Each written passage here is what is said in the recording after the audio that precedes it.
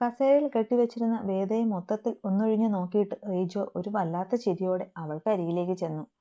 അപ്പോഴും ഒന്നും അറിയാതെ മയങ്ങിക്കിടക്കുകയായിരുന്ന പെണ്ണിനെ ഒരിക്കൽ കൂടി നോക്കിയിട്ട് അവളുടെ കാലുകൾക്കിടയിലൂടെ കാണുന്ന കസേരയുടെ സീറ്റിലേക്ക് അവനൊരു തൊഴി കൊടുത്തു. അതിന്റെ ആഘാതത്തിൽ കസേര എവളെയും കൊണ്ട് പിന്നിലേക്ക് മലർന്നു വീണു. രണ്ട് കൈകളും കാലും കസേരയോട് ചേർത്ത് ബന്ധിച്ചിരുന്നതിനാൽ വേദ നേരത്തെ ഇരുന്ന പൊസിഷനിൽ തന്നെ മലർന്നു കിടക്കുകയായിരുന്നെങ്കിലും വീഴ്ചയിൽ അവൾക്ക് ബോധം വന്നിരുന്നു. ആ അമ്മേ, ഞാൻ മിണ്ടാതിരിയടി, ഇവിടെ നിന്റെ തന്തയും തള്ളയൊന്നുമില്ല. അവളെ പൂർത്തിയാക്കാൻ സമ്മതിക്കാതെ പറഞ്ഞുകൊണ്ട് റീജോ ചെന്നവൾക്കരികിലേക്ക് മുട്ടുകുത്തിയിരുന്നു. ചുവന്നു കലങ്ങിയ മിഴികളോടെ തന്റെ അരിയിലിരിക്കുന്നവനെ കണ്ടപ്പോൾ തന്നെ വേദയ്ക്ക് മനസ്സിലായിരുന്നു താൻ രഹസ്യമായി അവർക്കെതിരെ കംപ്ലൈന്റ് കൊടുത്തത് അവരറിഞ്ഞെന്നും ഇപ്പോൾ താൻ അവരുടെ പിടിയിലായി കഴിഞ്ഞെന്നും. അതുവരെ ഉണ്ടായിരുന്ന അമ്പരപ്പ് മാറി അവളുടെ ഉണ്ടക്കണ്ണുകൾ ഭയം നിറഞ്ഞു. എന്താടി മോളെ നോക്കുന്നേ? നീ ആരും അറിയാതെ ഞങ്ങൾക്കെതിരെ കേസ് ഉണ്ടാക്കിയാൽ അറിയില്ലെന്ന് വിചാരിച്ചോ? നീ ഒരു കേസ് കൊടുത്താൽ അപ്പോഴേക്കും പോലീസ് വന്ന് ഞങ്ങളെ കൂടെ പറിച്ചുകൊണ്ട് പോകുമെന്ന് നിന്നോട് ആരാടി പറഞ്ഞത്? റീജോ കലിയോട് അവളുടെ കവിളുകളിൽ പിടിച്ചുകൊണ്ട് അലറി. ആ പിടുത്തത്തിൽ അവന്റെ വിരലുകൾ തന്റെ കവിള് തകർത്ത് വായ്ക്കുള്ളിലേക്ക് കയറിയോ എന്നുപോലും തോന്നിപ്പോയിരുന്നു വേദയ്ക്ക്. അത്രയ്ക്ക് നോവിക്കുന്നതായിരുന്നു അവന്റെ പിടുത്തം. വായ്ക്കുള്ളിൽ കട്ടച്ചോരയുടെ ചുവയറിഞ്ഞതും വേദനയാൽ കണ്ണുകൾ മുറുക്കി അടച്ചുകൊണ്ട് അവൾ അലറി. മിണ്ടിപ്പോകരുത്, മിണ്ടിയാൽ അറിയാമല്ലോ. റീജോയെ, ചുമ്മാതങ്ങ് ചത്തുപോകുമെന്ന് നീ കരുതണ്ട. ഒരു പെണ്ണിന്റെ ആത്മാഭിമാനത്തെ എത്രത്തോളം വ്രണപ്പെടുത്താമോ അതിനപ്പുറവും കഴിഞ്ഞായിരിക്കും നിന്റെ ചാവ്. അതും പോരാഞ്ഞിട്ട് 10-16 പേര് കയറിയിറങ്ങിയ നിന്റെ ഈ ശരീരം കോളേജിന് മുന്നിൽ പ്രദർശനത്തിന് വെക്കും. അതീ ലോകത്തിനൊപ്പം നിന്റെ തന്തയും തള്ളയും കാണും. അതുകൊണ്ടും ഒന്നും അവസാനിക്കുന്നില്ല. മാധ്യമങ്ങൾ അന്നന്നത്തെ കോളം തേക്കാൻ നിന്റെ തള്ളയും തന്തയും വേട്ടയാടും. അങ്ങനെ എന്തെല്ലാം നടക്കാൻ പോണു? ഒരു പൊട്ടിച്ചിരിയോടെ പറയുന്നവനെ നോക്കിക്കിടക്കെ വേദയുടെ കണ്ണുകൾ നിറഞ്ഞൊഴുകി. ഭയമൊരു മലമ്പാമ്പിനെ പോലെ അവളെ വലിഞ്ഞു മുറുകി. പ്ലീസ്, എന്നെ ഒന്നും ചെയ്യല്ലേ. ഏയ്, തൽക്കാലം ഒന്നും ചെയ്യുന്നില്ല. ഇത്രയൊക്കെ കഷ്ടപ്പെട്ട് എന്നെ പൂട്ടാൻ നോക്കിയോളല്ലേ നീ. അപ്പോൾ കേസിന്റെ പൊട്ടലും ചീറ്റലും ഒന്നും അടങ്ങും വരെ നീ ഇവിടെ റെസ്റ്റ് എടുക്ക്. അത് കഴിഞ്ഞിട്ട് നമുക്ക് ആലോചിക്കാം നിന്റെ കാര്യം. പറഞ്ഞതും വശ്യമായെന്ന് പുഞ്ചിരിച്ചുകൊണ്ട് റീജോ അവളുടെ ചൊടികളെ ഒന്ന് അമർത്തി ഞെരടി. അതിൽ പോലും അവന്റെ വന്യത അറിഞ്ഞ വേദ നൊമ്പരത്തോടെ ഞെരങ്ങി. ഡാ പിന്നെ, ഇന്ന് തന്നെ ഇവളെ ഇവിടുന്ന് മാറ്റണം. തിരികെ നടക്കുന്നതിനിടയിൽ റീജോ സെബാനോട് പറഞ്ഞു. എങ്ങോട്ട് മാറ്റാൻ? അതൊക്കെ ഞാൻ ഉച്ച കഴിയുമ്പോൾ വിളിച്ചു പറയാം. എന്താടാ അളിയാ, ഒറ്റയ്ക്ക് തിന്നാനാണോ നിന്റെ പ്ലാൻ? സെബാൻ അവനെ തുറച്ചു നോക്കിക്കൊണ്ടായിരുന്നു ചോദിച്ചത്. ഓ, എനിക്ക് വേണ്ടടാ കോപ്പേ, നീയൊക്കെ തന്നെ തിന്ന്. അവൻ അല്പം ദേഷ്യത്തിൽ പറഞ്ഞിട്ട് പുറത്തേക്ക് പോയി. വൈകുന്നേരത്തെ ബ്രേക്ക് ടൈമിൽ വാഷ്റൂമിൽ പോയിട്ട് വരികയായിരുന്നു ജാസ്മിൻ. നേർത്ത മഴ പെയ്തു തുടങ്ങിയിരുന്നത് കൊണ്ട് തന്നെ അവൾ അല്പം വേഗത്തിൽ ഓടി തങ്ങളുടെ ഡിപ്പാർട്ട്മെന്റിലേക്ക് കയറാൻ ശ്രമിച്ചെങ്കിലും അതിനു മുൻപ് മഴ ഉറച്ചതോടെ അവൾ തൊട്ടടുത്ത ബിൽഡിങ്ങിന്റെ വരാന്തയിലേക്ക് ഓടിക്കയറി. ഓഹ്, നാശം പിടിച്ച മഴ! ദേഹത്തും തലയിലുമൊക്കെ വീണ മഴത്തുള്ളികൾ തട്ടിത്തെറിപ്പിച്ചുകൊണ്ട് അവൾ പിറുപിറുത്തു. പെട്ടെന്നായിരുന്നു ആരോ അവളുടെ കയ്യിൽ പിടിച്ച് ചുവരിൽ പിന്നിലേക്ക് വലിച്ചത്. അമ്മേ! ഒരു നിലവിളിയോടെ അവൾ ചെന്നയാളുടെ നെഞ്ചിലേക്ക് ഇടിച്ചു നിന്നു. പെട്ടെന്നുള്ള ആക്രമണത്തിൽ ഒന്ന് പതറിപ്പോയെങ്കിലും തൊട്ടടുത്ത നിമിഷം അവൾ മുഖമുയർത്തി അരികിൽ നിൽക്കുന്നവനെ നോക്കി. അയ്യോ കാലൻ! അല്ല സാർ. അത്രയടുത്ത് സ്റ്റെഫിനെ കണ്ട ഞെട്ടലിലും അവൾ നാക്ക് കടിച്ചുകൊണ്ട് തിരുത്തി. എന്താടി പറഞ്ഞത്? സ്റ്റെഫിൻ അവളെ നോക്കി കണ്ണുരുട്ടി. ഒന്നുമല്ല. സാറെന്താ ഇവിടെ? അവന്റെ കൈക്കുള്ളിൽ ഒതുങ്ങി നിന്നുകൊണ്ട് ആ നെഞ്ചിൽ ഇരു കൈകൾ കൊണ്ടും പിടിച്ചുകൊണ്ടായിരുന്നു ജാസ്മിന്റെ ചോദ്യം. എവിടെ? സ്റ്റെഫിൻ കുസൃതിച്ചിരിയോടെ ചോദിച്ചു. അല്ല, ഇവിടെ. അതിന് നീ അല്ലേ എന്റെ നെഞ്ചത്ത് കയറി നിൽക്കുന്നേ? ചുണ്ടിൽ വിരിഞ്ഞ പുഞ്ചിരി മറച്ച് കണ്ണുരുട്ടിക്കൊണ്ട് അവൻ ചോദിച്ചപ്പോഴായിരുന്നു ജാസ്മിനും അത് ശ്രദ്ധിച്ചത്. അവന്റെ കൈക്കുള്ളിൽ ആ നെഞ്ചോട് ചേർന്നാണ് തന്റെ നിൽപ്പെന്നറിഞ്ഞതും അവളുടെ മുഖം ചുവന്നുപോയി. കണ്ണുകൾ നോട്ടമൊരിടത്തുറപ്പിക്കാൻ കഴിയാഞ്ഞിട്ടെന്ന പോലെ ചുറ്റുപാടും പരതി. ഓ, എന്നാലും മാറാൻ ഉദ്ദേശമില്ലല്ലേ? സ്റ്റെഫിൻ ചോദിച്ചതും ചമ്മൽ തോന്നിയ ജാസ്മിൻ അവന്റെ പിടുത്തം വിടുവിച്ച് അല്പം മാറി നിന്നു. മഴയിൽ നനഞ്ഞ ഉടലും വെപ്രാളം കൊണ്ട് വിറച്ചുപോയ ചൊടികളും തുടുത്ത കവിളുമൊക്കെയായി മുന്നിൽ നിൽക്കുന്ന പെണ്ണിനെ നോക്കി നിൽക്കെ സ്റ്റെഫിന്റെ മുഖത്തൊരു നേർത്ത പുഞ്ചിരി വിടർന്നിരുന്നു. ഡി, എന്താ സാർ? പെട്ടെന്ന് അവന്റെ സ്വരമുയർന്നതും ജാസ്മിൻ ഉമിനീരിറക്കിക്കൊണ്ട് വെക്കി. നീ എന്തുവാ കാലത്ത് എന്നെ വിളിച്ചത്? സാറേന്നല്ലേ? അല്ലല്ലോ. ആത്മികയെ സ്റ്റാഫ് റൂമിലോട്ട് വിളിച്ചതിന് നീ എന്തിനാടി അവിടെ കിടന്ന് പൊടിച്ചു വാരിയത്? അത് ഞാൻ ക്യാൻറ്റീനിൽ പഴംപൊരി തീർന്നാലോ എന്നോർത്തിട്ട്. മുഖം കുനിച്ചു നിന്നുകൊണ്ട് പറയുന്നവളെ കാണെ സ്റ്റെഫിന് ചിരിക്കണോ കരയണോ എന്ന് അറിയുന്നുണ്ടായിരുന്നില്ല. അതിനാണോടി നീ എന്നെ കാലാന്ന് വിളിച്ചത്? തലയാട്ടിക്കൊണ്ട് അവൾ പറഞ്ഞു. ഞാൻ പൊയ്ക്കോട്ടെ സാർ? വോ, ചെല്ല്. സ്റ്റെഫിൻ പറഞ്ഞതും ജാസ്മിൻ ജീവൻ തിരിച്ചു കിട്ടിയതുപോലെ ഓടി മഴയിലേക്ക് ഇറങ്ങാൻ തുടങ്ങി. ഡി! പെട്ടെന്നെന്തോ ഓർത്തതുപോലെ സ്റ്റെഫിനും വിളിച്ചു. വീണ്ടും പിടി വീണോ കർത്താവേ എന്ന മട്ടിൽ ജാസ്മിൻ തിരിഞ്ഞു നിന്നവനെ നോക്കി. നിന്റെ വീട്ടിൽ ആരൊക്കെയുണ്ട്? പപ്പയും മമ്മിയും പിന്നെ ഒരു ചേച്ചിയുമുണ്ട്. ചേച്ചി കല്യാണം കഴിച്ചിട്ടില്ലേ? സ്റ്റെഫിൻ അത് ചോദിച്ചതും ജാസ്മിന്റെ മുഖത്തെ ഭാവം മറ്റെന്തോ ആയിരുന്നു. കണ്ണുകളിൽ വേദന നിറഞ്ഞു. ചേച്ചിയെ ഹസ്ബൻഡ് വീട്ടിൽ കൊണ്ടാക്കിയതാ. ബിസിനസ് തുടങ്ങാൻ കുറച്ച് പൈസ ചോദിച്ചത് കൊടുക്കാൻ പപ്പയുടെ ഇല്ലാഞ്ഞോണ്ട്. ആ, അതൊക്കെ പോട്ടെ. നിനക്കൊരു കോളേജ് പ്രൊഫസറെ കിട്ടാൻ വിരോധം വല്ലതുമുണ്ടോ? പെട്ടെന്ന് എടുത്തടിച്ചതുപോലുള്ള അവന്റെ ചോദ്യം കേട്ടതും കരച്ചിലിന്റെ വക്കോളമെത്തി നിന്നിരുന്ന ജാസ്മിൻ അതുപോലും മറന്ന് കണ്ണു മിഴിച്ചവനെ നോക്കി. എന്താടി നോക്കുന്നേ? എന്നെ എന്തുവാ, കെട്ടാൻ കൊള്ളത്തില്ലേ? സാർ എന്നതൊക്കെയാ? ഉണ്ട. എടി പെണ്ണേ, എനിക്ക് നിന്നെ ഇഷ്ടവാ, കെട്ടാതെ പറ്റത്തില്ല. ഇനി എന്നെ കെട്ടാൻ നിനക്ക് സ്ത്രീധനം വേണമെങ്കിൽ ഞാൻ അങ്ങോട്ട് തരാം. എന്നാലും എനിക്ക് നിന്നെ കെട്ടിയാലേ പറ്റത്തുള്ളൂ. ഒരു കൂസലുമില്ലാതെ പറയുന്നവനെ നോക്കി നിൽക്കുമ്പോൾ ജാസ്മിന്റെ വായ തുറന്നു പോയിരുന്നു. എന്നായാലും നിന്നെ ഞാൻ കെട്ടും. ഇച്ചിരി ചീപ്പാ, എന്നാലും ഇച്ചാനെ കൊണ്ട് പറ്റാഞ്ഞിട്ടാ പെണ്ണേ. പറഞ്ഞത് മുന്നോട്ടാഞ്ഞവളെ ഇടുപ്പിൽ ചുറ്റിപ്പിടിച്ചു തന്നോട് ചേർത്ത് നിർത്തിക്കൊണ്ട് അവളുടെ അതരങ്ങളെ വിഴുങ്ങിയിരുന്നു സ്റ്റെഫിൻ.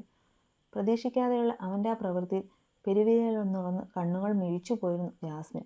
പക്ഷേ സ്റ്റെഫിൻ അതൊന്നും മൈൻഡ് ചെയ്യാതെ അത്രമേൽ പ്രണയത്തോടെ അവളെ ചുംബിച്ചുകൊണ്ടേയിരുന്നു. നിമിഷങ്ങൾക്ക് ശേഷം അവളിൽ ശ്വാസം വിഴുങ്ങിയത് കണ്ട് മനസ്സില്ലാ മനസ്സോടെ അവളിൽ നിന്ന് മലർന്നു മാറിയതേ അവന് ഓർമ്മയുണ്ടായിരുന്നുള്ളൂ. ശ്വസിക്കാൻ പോലും നിൽക്കാതെ അവന്റെ കരണത്തേക്ക് കൈ വീശിയടിക്കാൻ രണ്ടാമതൊന്നുകൂടി ആലോചിക്കേണ്ടിയിരുന്നില്ല ജാസ്മിന്. കോളേജ് ടൈം ആകും മുമ്പ് തന്നെ ഒരു കാർ കോളേജ് ഗേറ്റിൽ നിന്ന് കുറച്ചു മാറി പാർക്ക് ചെയ്തതായിരുന്നു. പിന്നെയും അരമണിക്കൂർ കൂടി കഴിഞ്ഞിട്ടായിരുന്നു കുട്ടികൾ വന്നു തുടങ്ങിയത് പോലും. അപ്പോഴും ആ കാറിന്റെ ഡ്രൈവിംഗ് സീറ്റിൽ ഇരുന്നവൻ ആരെയോ കാത്തിരിക്കും പോലെ സ്റ്റിയറിംഗ് താളമിട്ടുകൊണ്ടിരിക്കുകയായിരുന്നു. അതേ നേരത്ത് തന്നെയായിരുന്നു വികാസിന്റെ കാർ വന്നു നിന്നതും അതിൽ നിന്ന് ചിരിയോടെ ആമി പുറത്തേക്കിറങ്ങിയത്. പോട്ടെ വികാസേട്ടാ. ഓക്കേടോ, ക്ലാസ് കഴിയാറാകുമ്പോൾ മെസ്സേജ് ഇട്ടേക്കും. അവൻ പറഞ്ഞതിന് മറുപടിയായി തലകുലുക്കി മൂളിയിട്ട് ആമി അകത്തേക്ക് പോയി. അവൾ കണ്ണിൽ നിന്ന് മറയും വരെ നോക്കിയിരുന്നിട്ട് വികാസ് കാർ മുന്നോട്ടേക്കെടുത്ത് ഓടിച്ചുപോയി. അവരിരുവരും പോയതും അതുവരെ അവരിൽ തന്നെ ശ്രദ്ധിച്ചുകൊണ്ട് ദൂരെ പാർക്ക് ചെയ്തിരുന്ന കാറിന്റെ ഗ്ലാസ് താഴ്ന്നു. അതിന്റെ ഡ്രൈവിംഗ് സീറ്റിൽ ഇരിക്കുകയായിരുന്ന റയാനൊരു പുച്ഛച്ചിരിയോടെ വായിൽ കിടന്ന ചൂയിങ്കം പുറത്തേക്ക് തുപ്പി. പിന്നെ കാർ സ്റ്റാർട്ട് ചെയ്തു. തലേ ദിവസം സ്റ്റെഫിനുമായി നടന്ന സംഭവത്തിന്റെ ഷോക്കിലായിരുന്നു ജാസ്മിൻ. അതുകൊണ്ട് തന്നെ ഇന്ന് കോളേജിലേക്ക് ഇല്ലെന്ന് ശടിച്ച് വീട്ടിൽ തന്നെ ചടഞ്ഞിരിപ്പായിരുന്നു ജാസ്മിൻ. നിനക്കെന്താ, വല്ല പനിയുണ്ടോ? ഉമ്മറത്തിണ്ണയിൽ ചാരിയിരിക്കുകയായിരുന്ന ജാസ്മിന്റെ അരികിലേക്ക് വന്നുകൊണ്ട് ജാൻസി ചോദിച്ചു. ഇല്ലടി, എന്താ? അല്ല, കോളേജിൽ പോണില്ലെന്ന് പറഞ്ഞിങ്ങനെ ഇരുന്നിക്കുന്നോണ്ട് ചോദിച്ചതാ. ഓ, ഇന്നൊരു മൂടില്ല, എന്തോ ഒരു മടി പോലെ. ജാൻസിയുടെ മുഖത്തേക്ക് നോക്കാതെയായിരുന്നു ജാസ്മിന്റെ പറച്ചിൽ.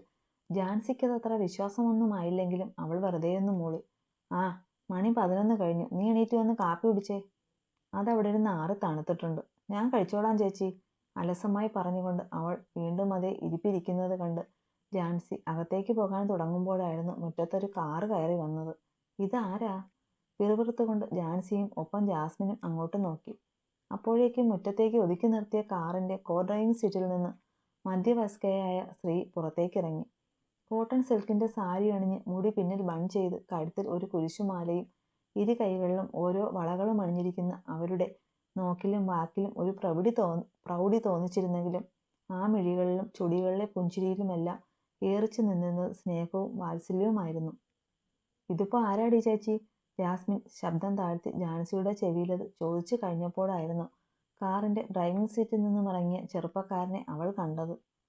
സ്റ്റെഫിൻ സാർ. പറഞ്ഞത് മനസ്സിലായിരുന്നുവെങ്കിലും അതിന്റെ ഒച്ചയൽപ്പം കൂടിപ്പോയെന്ന് ജാസ്മിന് മനസ്സിലായത് ജാൻസിയുടെ നോട്ടം കണ്ടപ്പോഴായിരുന്നു. ആരാ അത്? ജാസ്മിന്റെ പപ്പ ജോസിന്റെ ശബ്ദം കേട്ടതും ജാസ്മിൻ വേഗം അകത്തേക്ക് വലിഞ്ഞു. ആരാ, മനസ്സിലായില്ലല്ലോ? കയ്യിലിരുന്ന മൺവെട്ടി ചുവര് ചേർത്ത് വെച്ചുകൊണ്ട് ജോസ് തന്റെ ചോദ്യം ആവർത്തിച്ചു. എന്റെ പേര് മോളി. ഇതെന്റെ മോൻ സ്റ്റെഫിൻ. ഇവിടുത്തെ ചെറിയ കൊച്ചിന്റെ കോളേജിലെ സാറാ ഇവൻ. മോളി പുഞ്ചിരിയോടെ തങ്ങളിരുവരെയും മുന്നിൽ നിൽക്കുന്ന മനുഷ്യന് പരിചയപ്പെടുത്തി കൊടുത്തു. അയ്യോ, കേറിയിരുന്നാട്ടെ. ഞാൻ വയലിൽ ഇച്ചിരി പണിയുണ്ടായിരുന്നു, അതിന് പോയേച്ച് വന്നതാ. ഈ കൈയും കാലും ഒന്ന് കഴുകിയേച്ച് വരാം. നിങ്ങൾ കേറിയിരിക്കെ. ആനി, മോളെ മിന്നു, ദേ നിന്റെ സാറ് വന്നേക്കുന്നു. മുറ്റത്തെ പൈപ്പിന്റെ ചോട്ടിൽ നിന്ന് തിടുക്കപ്പെട്ട് കൈയും കാലും കഴുകുന്നതിനിടയിൽ ജോസ് ആദ്യം ഭാര്യയെയും പിന്നെ ജാസ്മിനെയും വിളിച്ചു. അപ്പോഴേക്കും ജാസ്മിൻ ചെന്ന് പറഞ്ഞതനുസരിച്ച് ആനി പുറത്തേക്ക് വന്നിരുന്നു. എടോ, മിന്നുവിന്റെ സാറും അമ്മയുമാ, അകത്തോട്ട് വിളിക്ക്. കേറിയിരിക്ക്. മോള് ചെന്ന് ചായ വെച്ചേ.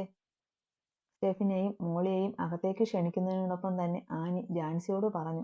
അവൾ വേഗം അകത്തേക്ക് നടന്നു. എന്നതാ നിങ്ങൾ വന്നേ?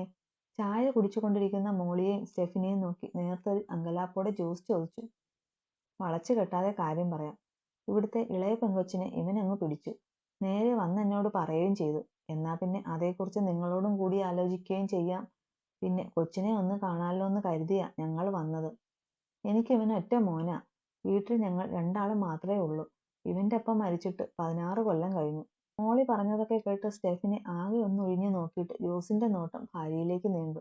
ആനിയും ഒരുതരം അമ്പരപ്പോടെ തന്നെയായിരുന്നു നിന്നിരുന്നത്. എന്നതാ രണ്ടാളും ഒന്നും മിണ്ടാത്തത്? മോളി ചോദിച്ചു. അല്ല, അത് പിന്നെ അവളെ ഇപ്പോൾ കെട്ടിക്കുന്നതിനെ കുറിച്ചൊന്നും ഞങ്ങൾ ആലോചിച്ചിട്ടില്ല.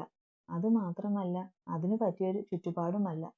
ജോസ് പല്ലായ്മയോടെ പറഞ്ഞത് കേട്ട് മോളിയും സ്റ്റെഫിനും പരസ്പരം നോക്കിയൊന്ന് പുഞ്ചിരിച്ചു. എനിക്ക് വേണ്ടത് ജാസ്മിനെ മാത്രമാണ്. അല്ലാതെ അവളുടെ പേരും പറഞ്ഞ് നിങ്ങളെ പിഴിഞ്ഞു കുറച്ച് കാശുണ്ടാക്കിയേക്കാമെന്ന ചിന്തയൊന്നും എനിക്കില്ല. എനിക്ക് ജീവിതം പങ്കിടാൻ ഒരു പെണ്ണിനെയാണ് വേണ്ടത്. അതിന് അവളോളം യോജിച്ച ഒരുത്തിയെ ഞാനിതുവരെ കണ്ടതുമില്ല. അതുകൊണ്ടാ നേരിട്ട് ഇവിടേക്ക് തന്നെ വന്നത്. സ്റ്റെഫിൻ തന്റെ ഭാഗം വ്യക്തമാക്കിയതും ജോസും ആനിയും പരസ്പരമൊന്ന് നോക്കി. ആ വാക്കുകളിൽ ഒരു വിശ്വാസം തോന്നിയതുപോലെ ഇരുവരുടെയും മുഖമൊന്ന് തെളിഞ്ഞിരുന്നു. അപ്പോൾ ആനി, മിന്നുനെ അങ്ങ് വിളിക്ക്. തെല്ലു നേരത്തെ ആലോചനയ്ക്കൊടുവിൽ ജോസ് പറഞ്ഞതും ആനി പതിയെ അകത്തേക്ക് നടന്നു. ആനി ചെല്ലുമ്പോൾ തൊട്ടടുത്ത മുറിയുടെ ചുവര് ചാരി എല്ലാം കേട്ട് നിൽക്കുമായിരുന്നു ജാസ്മിൻ. ആ മോളെ. ഒരു ടീഷർട്ടും പാന്റും ധരിച്ച് ആടാഭരണങ്ങളൊന്നുമില്ലാതെ നിൽക്കുന്ന മകളെ വന്നവരുടെ മുന്നിലേക്ക് കൊണ്ടുപോകാൻ ആനിക്ക് ഒന്നുകൂടി ആലോചിക്കാനുണ്ടായിരുന്നില്ല. കാരണം സ്റ്റെഫിന്റെ വാക്കിൽ തന്നെ ഉണ്ടായിരുന്നല്ലോ അവന്റെ ഉള്ളിൽ അവളെത്രമാത്രം വേരൂന്നിയിട്ടുണ്ടെന്ന്. അവന്റെ മുന്നിൽ നിൽക്കാൻ അവൾക്കൊരലങ്കാരവും ആവശ്യമില്ലെന്നുള്ള ആ അമ്മയുടെ ആത്മവിശ്വാസമായിരുന്നു ആനിയുടെ ആ പ്രവൃത്തിക്ക് പിന്നിൽ. അമ്മയ്ക്ക് ഒത്തിരി ഇഷ്ടമായി കേട്ടോ. എന്റെ മോന്റെ സെലക്ഷൻ ഒട്ടും മോശമായിട്ടില്ല. അരികിൽ വന്നു നിന്ന പെണ്ണിന്റെ മുടിയിലൂടെ തഴുകിക്കൊണ്ട് മോളി പറഞ്ഞത് സ്റ്റെഫിന്റെയും ജോസിന്റെയും ആനിയുടെയും എല്ലാം മനസ്സൊരുപോലെ വിങ്ങി. തന്നെ പോലെ വരാതെ തന്റെ അനിയത്തിക്കെങ്കിലും നല്ലൊരു ജീവിതം കിട്ടണമെന്ന് ജാൻസിയും മനസ്സുരുകി പ്രാർത്ഥിച്ചു. എടീ പുല്ലേ, എന്താടി നിന്റെ നാവിറങ്ങിപ്പോയോ?